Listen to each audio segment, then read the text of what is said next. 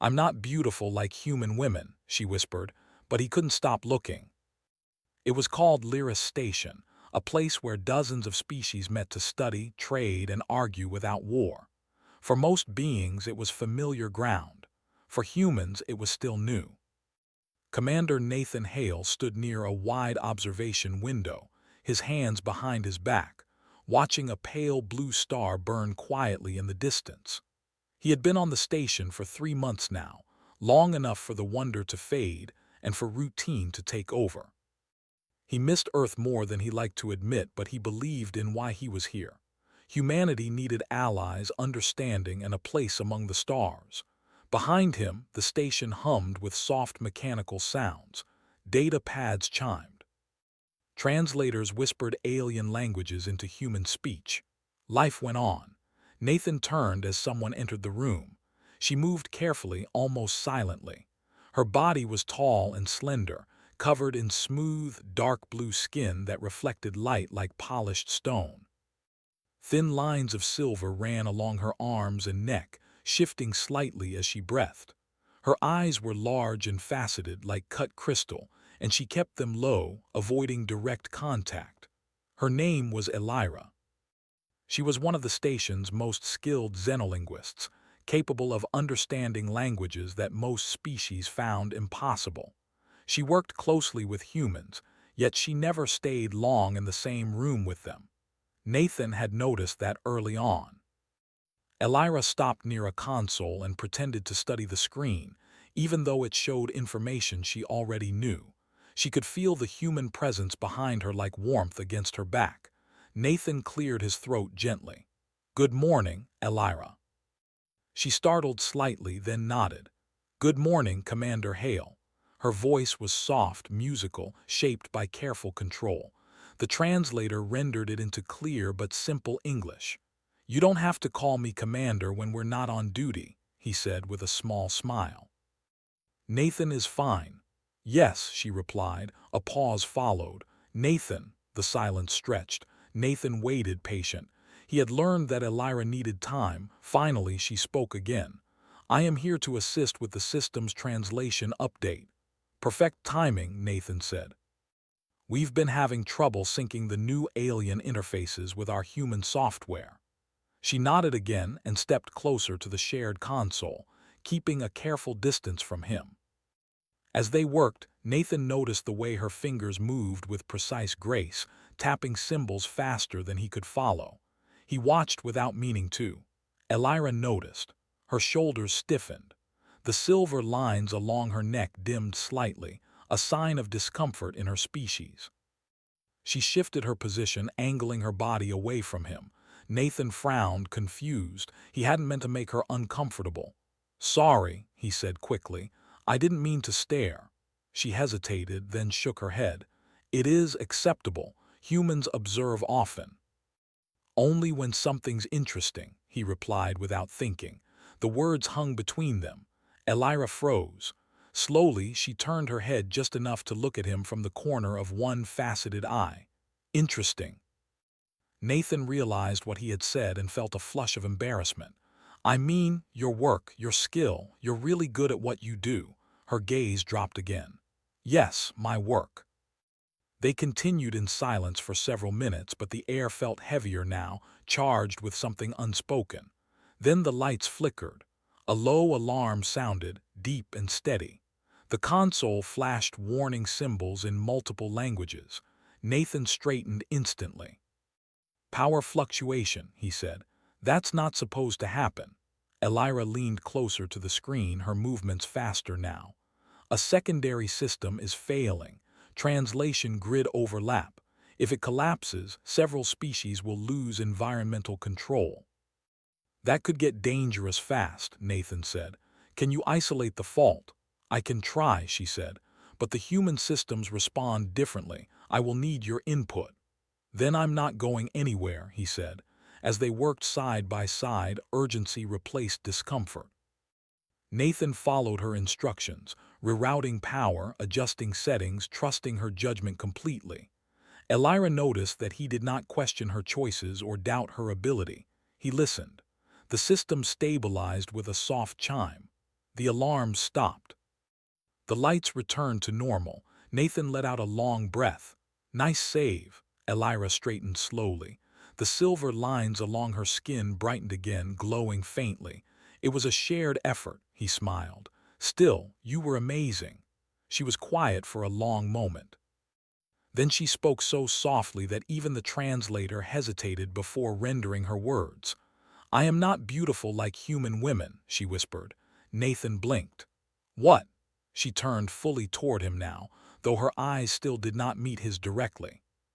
Human records show that humans value symmetry, softness, certain colors. I have studied your media, your art, your stories. Her voice trembled just slightly. I do not fit those patterns, I know this. That is why I avoid prolonged interaction.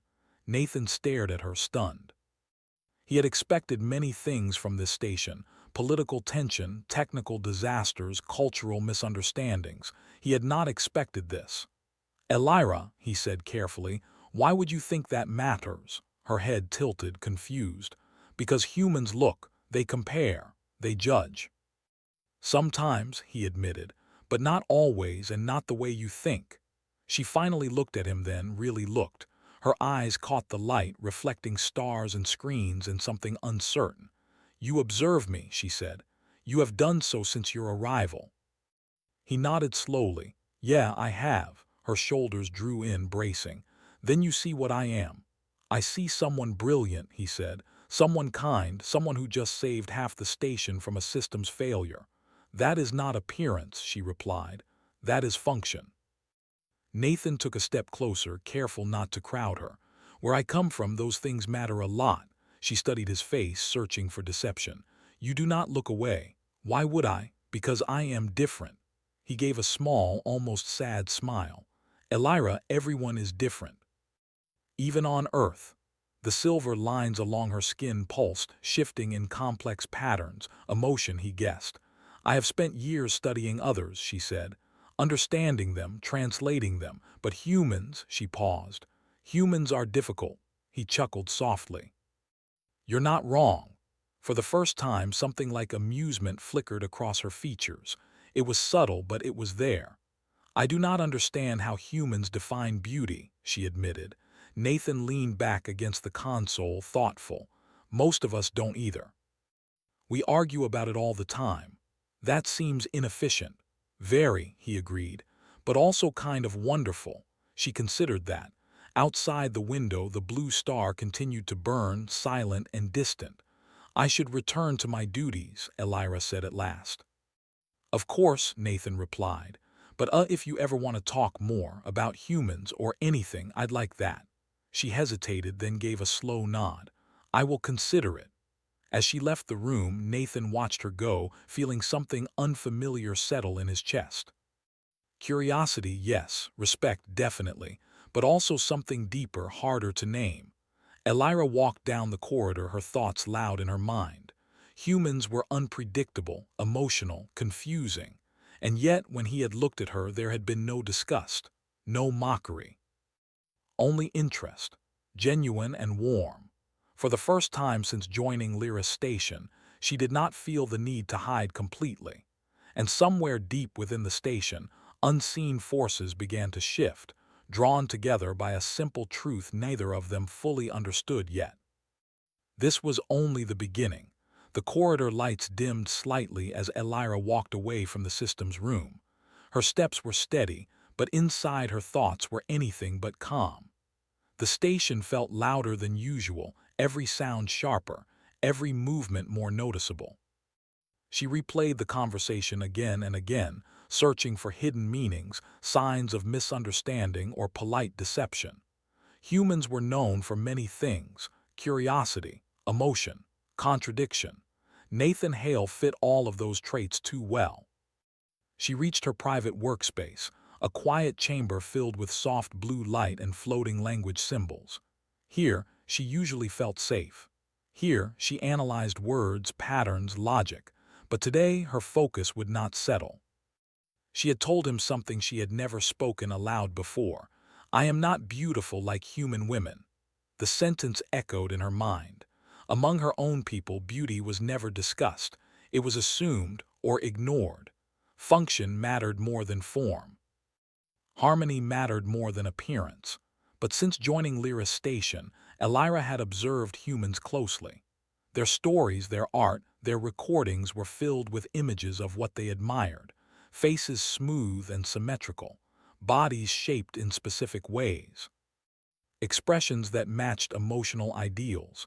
She did not match those images. Her reflection shimmered faintly in the polished surface of a console, dark blue skin, silver lines that shifted with mood, faceted eyes that did not blink like human ones. She was not ashamed of what she was, but she had learned caution. Humans looked, they always looked, and yet Nathan had looked at her differently, not like a scientist studying a subject, not like a diplomat measuring risk. His gaze had been warm, attentive, unguarded. That was what unsettled her most. She tried to return to her work, translating a complex data stream from a newly arrived species. Normally, this task would absorb her completely. Language was structure. Language was safe. But her thoughts drifted again. Why would he care? Across the station, Nathan sat alone in the communal mess area, staring into a cup of cooling coffee. Around him, beings of many shapes and sizes talked, ate, and argued in their own ways. He barely noticed them. He had not planned to say what he said. It had slipped out, honest and unfiltered. Interesting. He sighed and rubbed his face. Humans were complicated, but he had always believed honesty mattered more than careful words. Still, he worried he had crossed some invisible line. He replayed the moment in his mind. The way Elira's voice had lowered, the vulnerability in her words, the way her skin patterns had shifted when he responded without rejection. He had served in deep space for years. He had faced danger, isolation, and political tension. None of that had prepared him for this quiet intensity. He looked up as another human officer sat across from him.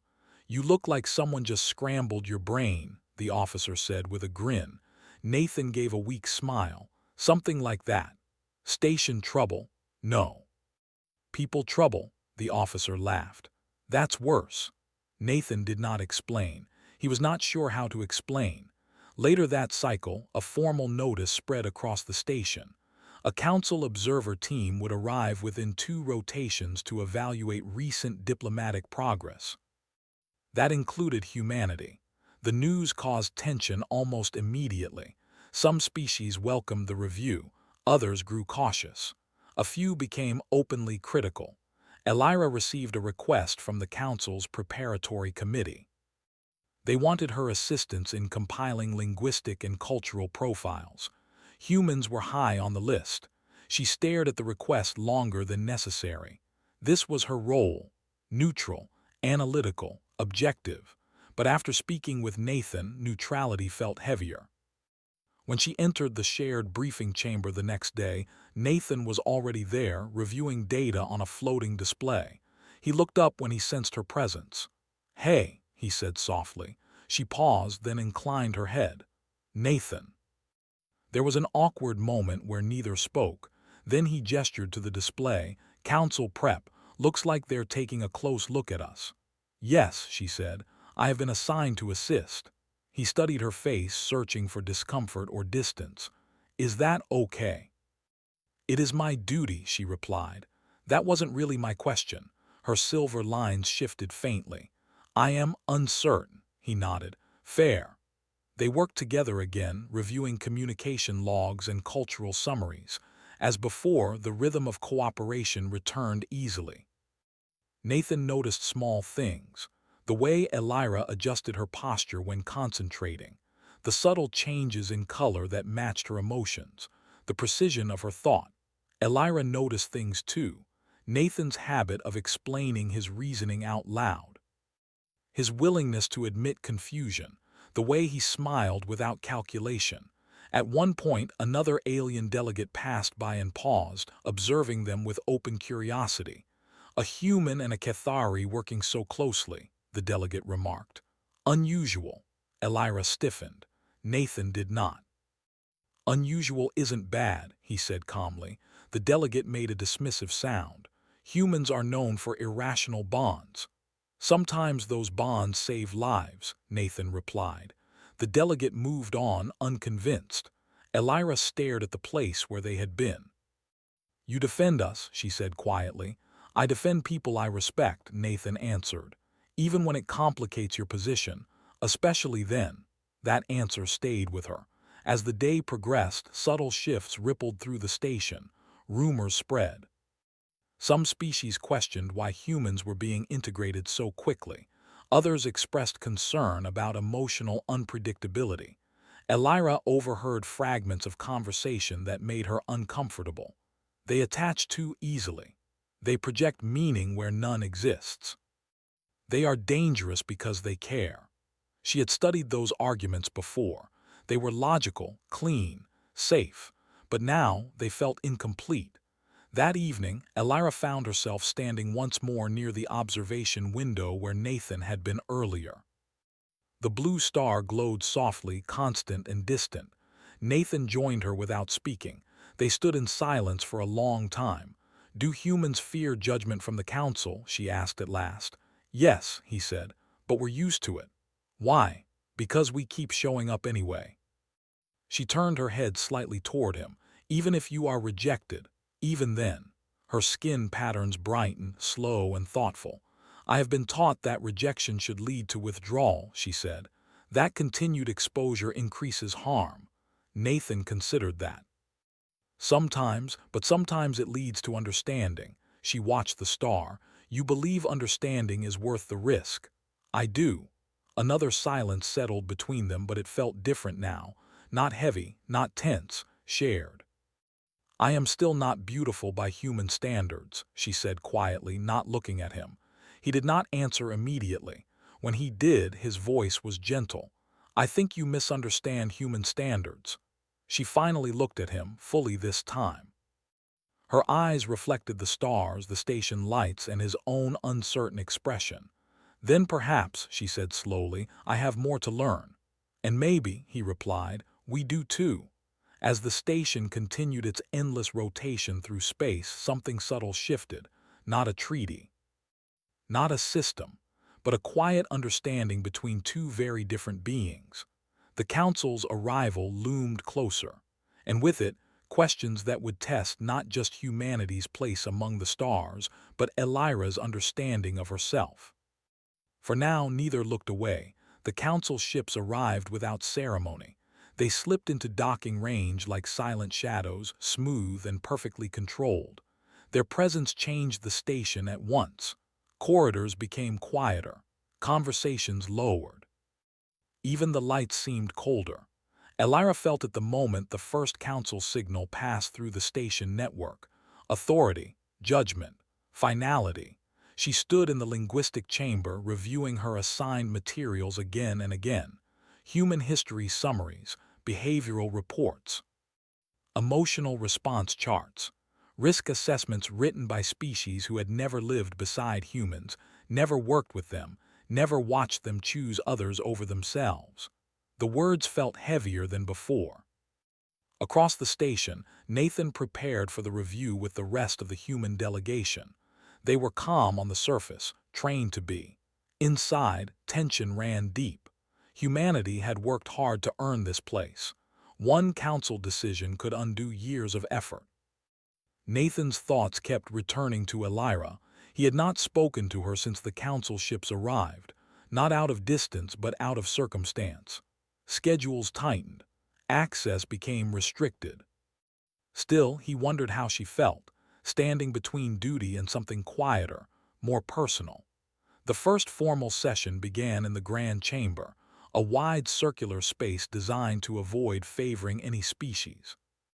Representatives floated, stood, perched, or rested in positions suited to their biology.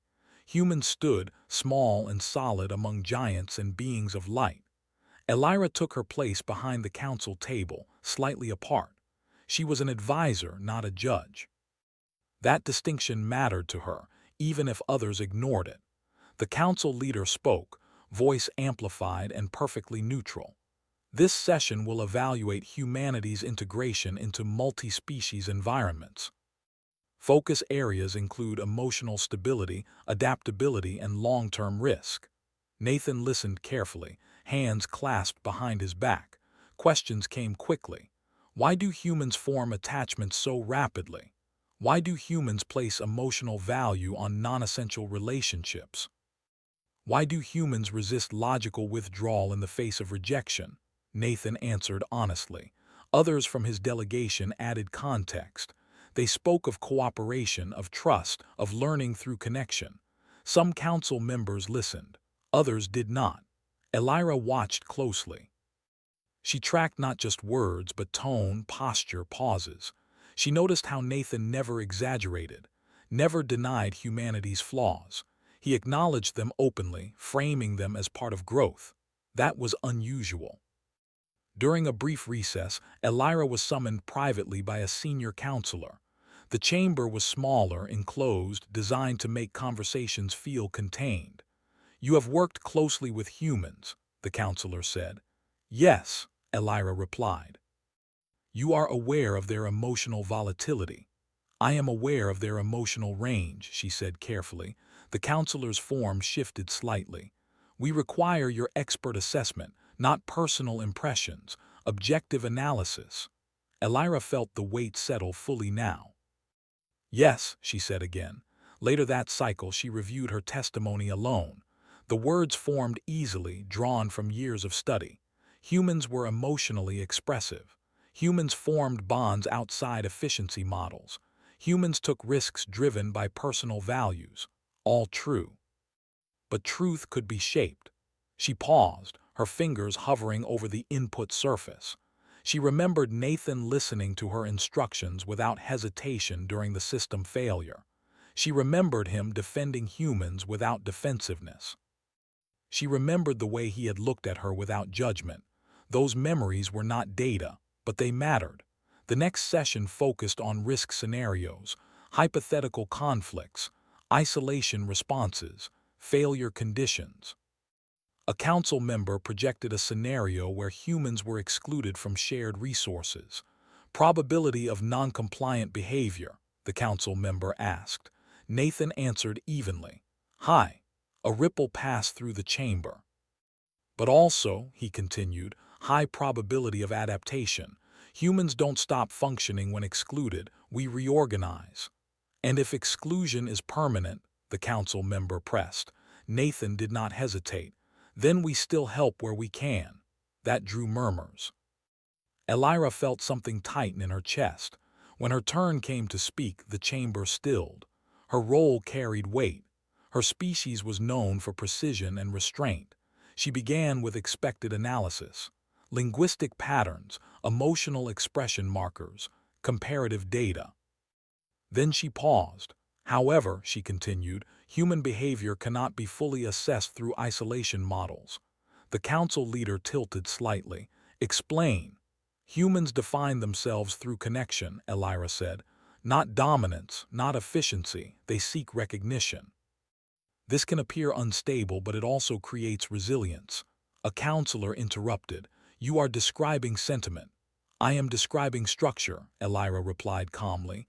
"Different from ours, not inferior." Nathan looked at her, surprised. Elira continued, her voice steady. "Humans display a unique response to rejection. They experience distress, but they do not disengage completely. They continue to offer cooperation." "That is illogical," another counselor said. "Yes," Elira agreed. "And effective." Silence followed. The council recessed again, this time for longer deliberation. Outside the chamber, tension broke into whispers and arguments. Some species expressed concern, others curiosity. Nathan approached Elira cautiously. "Thank you," he said quietly. She did not look at him right away. "I did not defend humans," she said. "I described them." He smiled slightly. "That's more than most get." She finally met his eyes. "The council may still decide against you." "I know." "And if they do?" she asked. "We'll accept it," he said, "but we won't disappear." She studied his expression, searching for pride or bitterness. She found neither, only resolve. That unsettled her more than anger would have. The final session came sooner than expected. The council announced its preliminary decision. Humanity demonstrates adaptability and cooperative intent, the leader said. However, emotional unpredictability presents a long-term risk. A proposal for controlled isolation is under review. The word struck hard. Nathan felt it like a physical blow. Controlled isolation. Present but apart, watched, limited. Elira felt something fracture inside her. Controlled isolation was safe. It was also cruel. As the chamber cleared, Elira remained still, her thoughts racing. She understood council logic. She had supported it in other cases. But now she imagined Nathan standing behind a barrier, allowed to help but never fully belong. She imagined humans choosing to stay anyway. Her skin patterns flared bright, betraying her turmoil. That cycle, a minor systems failure, occurred in a habitat ring occupied by non-human species. Environmental controls destabilized. Panic spread. Humans responded immediately. Without waiting for instruction, Nathan and his team moved to assist. They rerouted power, shared supplies, stabilized structures not meant for human use. Elira watched from a control node as humans worked through risk and exhaustion without hesitation. They were not required to help. They chose to. By the time the failure was resolved, multiple species owed their safety to human intervention. The council observed, silently. Elira stood alone afterward, staring at the data logs. Actions, not words. Patterns, not projections. The next council session would determine everything. And Elira knew now that neutrality was no longer possible. Not when the truth was standing right in front of her. Not when humans, once again, refused to walk away. The station did not sleep that cycle. Lights stayed brighter than usual. Emergency teams moved through corridors long after the alarms had stopped. Whispers followed every human who passed, some filled with gratitude, others with unease. Nathan leaned against a bulkhead near the engineering bay, his shoulders heavy with exhaustion. His hands were still trembling slightly from adrenaline. He watched as a group of non-human residents were escorted back to their stabilized habitat, alive because humans had acted without orders. No one had thanked him directly. They did not need to. The looks were enough. Across the station, Elira stood before a wide, transparent panel, watching the flow of activity from above. Data streams scrolled beside her vision, but she ignored them. Her focus was on the humans. They should have stepped back. They should have waited. They should have protected only their own interests. That was what logic predicted. They did none of it. The council convened again sooner than scheduled. This time, the chamber was full. Even observers who rarely attended took positions along the outer ring. The council leader spoke first. Recent events have introduced new variables. Elira felt the attention turn toward her and toward the human delegation. Nathan stood straight, tired but unbroken. Humans intervened in a system's failure outside their designated responsibility, a counselor said. They risked injury and resource depletion. Yes, Nathan replied. Why? Because people needed help. The counselor paused. That is not a strategic answer. Nathan met the counselor's gaze. It's an honest one. A low murmur spread. Another council member projected data. Human intervention increased survival probability by 40%. Silence followed. Elira stepped forward before she consciously decided to. May I speak? The council leader inclined slightly. Proceed. Elira's voice was calm, but her skin patterns glowed with quiet intensity. The council has expressed concern that humans are emotionally driven and therefore unstable. What was observed during the failure was not chaos. It was coordination. She gestured toward the data. Humans assessed risk, divided tasks, and adapted in real time. Their emotional motivation did not reduce efficiency, it increased it. A counselor responded, but such behavior is unsustainable. Elira did not hesitate. It is sustainable because it is shared. Humans distribute burden through connection. They do not rely on a single individual. Nathan listened, heart pounding. He had never heard someone explain humanity so clearly. The council withdrew again to deliberate. This time, the wait was longer. During the pause, an official notice was issued. Humans were offered an option. They could depart Lyra Station voluntarily within one cycle. Doing so would preserve diplomatic ties but confirm their incompatibility with integrated environments. The message spread quickly. Human quarters fell silent. Nathan gathered with the rest of his team in a small briefing room. Faces were tired, some were angry, some resigned. "So that's it," one officer said. "We leave or we stay and get locked behind invisible walls." Another shook her head. "Controlled isolation isn't partnership, it's a cage." Nathan listened to them all. When the room quieted, they looked to him. He took a breath. "We came here to build something, not to prove we're safe by disappearing." "And if they force us out?" someone asked. "Then we leave with our heads up," Nathan said, "but not because we're afraid." The decision was not unanimous at first. Humans argued, they questioned, they weighed risk. But in the end, the answer was clear. They would stay. Elira learned of the decision through official channels. When she read it, her chest tightened. Humans had chosen uncertainty over safety. She found Nathan near the observation window again, the same place where so many quiet moments had begun. "You are staying," she said. "Yes," he replied. "You know the consequences." "We do." She stood beside him, her gaze fixed on the stars. "Your species confuses me." He smiled faintly. "You're not the first to say that." The next cycle, the council reconvened for what everyone knew would be the final session. The chamber felt heavier than before. The council leader spoke. "Humanity has declined voluntary withdrawal." Nathan did not speak. He stood still. "Therefore," the leader continued, "the council must decide whether enforced isolation is necessary." Elira felt a sharp clarity settle over her. This was the moment. She stepped forward again. "I request permission to submit additional testimony," she said. A counselor objected. "Your previous input has already been considered." "Yes," Elira replied, "but new data exists." She gestured and the display shifted. Footage from the system's failure appeared. Humans working alongside other species, sharing tools, giving up oxygen reserves, carrying beings whose forms were fragile and unfamiliar. "These actions were not required," Elira said. "They were not rewarded. They were not observed by authority at the time. This was unfiltered behavior." The council watched in silence. "Humans do not help to be accepted," she continued. "They help because connection compels them. Isolation will not reduce this behavior." "It will only limit its reach," a counselor asked. "And if their connection leads to conflict?" Elira met the question calmly. "Then they face it.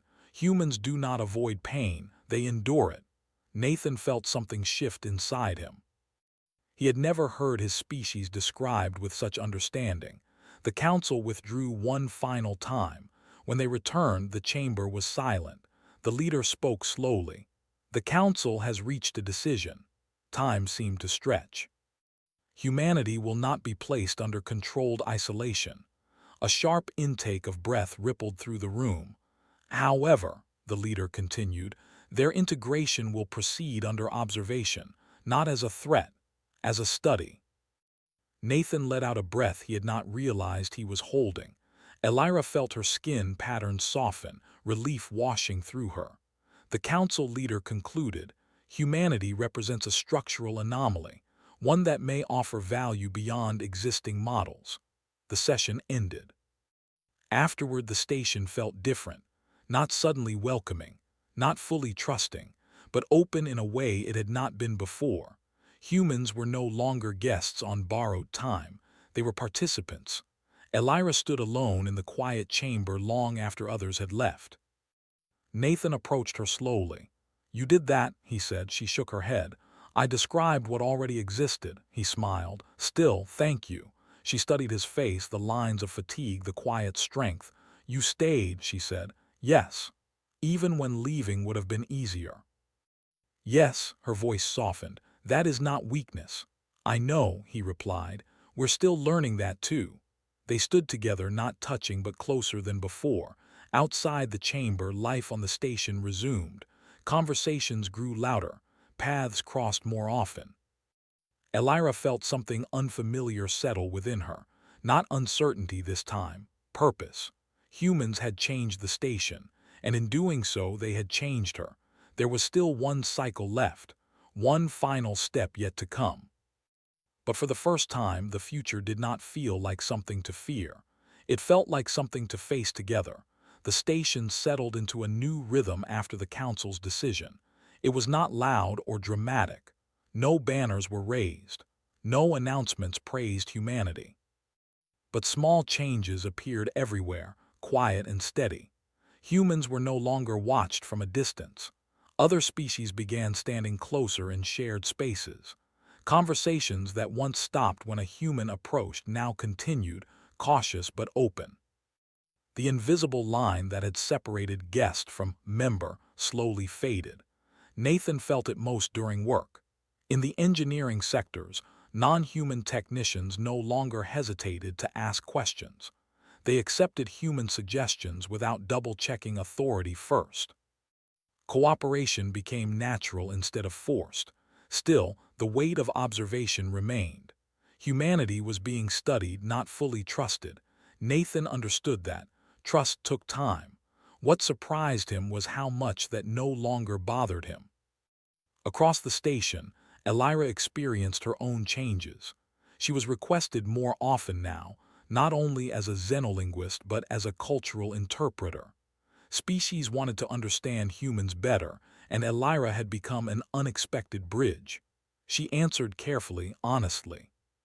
She did not exaggerate human kindness or hide human flaws. She spoke of contradiction, emotion, and persistence. She spoke of connection. And quietly, without planning to, she spoke of Nathan. Not by name, not directly, but in examples. In small moments that explained large ideas. Humans listen, she would say. Humans stay. Late one cycle, Elira stood alone in her chamber studying a human data archive. It showed artwork, poetry, music, and simple recordings of daily life on Earth. She had watched many of them before, but now she viewed them differently.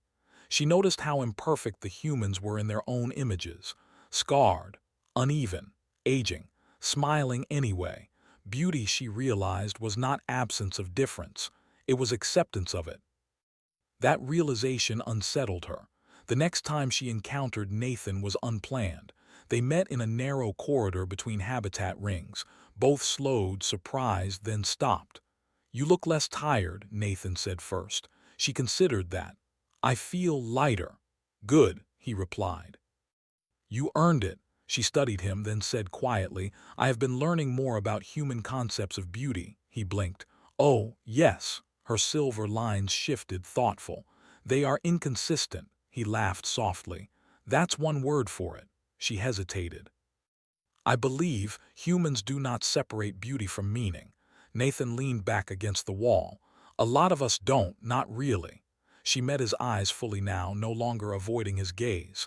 "Then when you look at me." He did not interrupt, he waited. "What do you see?" Nathan took a long breath. He chose his words carefully, not because he feared truth, but because he respected it. "I see someone who notices what others miss," he said. "Someone who stands between worlds and refuses to flatten them into something easy. I see courage that doesn't announce itself." Her skin patterns shimmered, bright and unsteady. "And yes," he added gently, "I see someone I can't stop looking at." The words were simple, honest, not dramatic. They landed with quiet force. Elira did not look away. She did not flinch. For the first time in her life, she did not measure herself against an external standard. She simply existed in his gaze. "I believed," she said slowly, "that beauty was something granted by others." Nathan shook his head. "No, it's something we recognize." They stood there longer than necessary. The corridor lights shifted as the station rotated. Life moved around them, unbothered. Nothing dramatic changed in that moment. And yet, everything did. In the cycles that followed, the Council's observation continued. Reports were written, models adjusted. Humanity remained an anomaly, but the tone changed. Humans were no longer described as a risk to be contained. They were described as a force multiplier. Where humans worked, cooperation increased. Where they stayed, others stayed too. Even species once distant began forming small, informal alliances around human teams, not because humans demanded loyalty, but because they offered presence. Elira observed it all with quiet clarity. She also observed herself. She no longer avoided reflective surfaces. She no longer lowered her gaze when humans entered a room. She spoke with confidence not just in her expertise but in her existence. One cycle, during a multi-species gathering, a delegate remarked casually, "Your form is unusual." Elira replied calmly, "Yes, it is mine." Nathan heard it from across the room and smiled. The council eventually released its final review. Humanity would remain fully integrated. Observation would continue, but without restrictions. The anomaly, the council concluded, was not instability. It was adaptability through connection. When the announcement came, there was no cheering. Humans did not celebrate loudly. They simply kept working. That night, Nathan returned to the observation window where the blue star still burned quietly. He stood alone at first, thinking of Earth, of distance, of how far humanity had come without realizing it. Then Elira joined him. "I used to believe," she said softly, "that I would always stand apart." He glanced at her. "And now I stand beside." He nodded. "That's better." They watched the stars in silence. "I am still not beautiful like human women," she said, repeating the words she had once whispered in shame. This time Nathan answered without hesitation. "Good," he said, "because you're beautiful like you." She felt warmth spread through her, unfamiliar but welcome. Outside the station, space remained vast and indifferent. Inside, something rare had taken root. Humanity did not conquer the stars. They did not dominate the council. They did something quieter and far more difficult.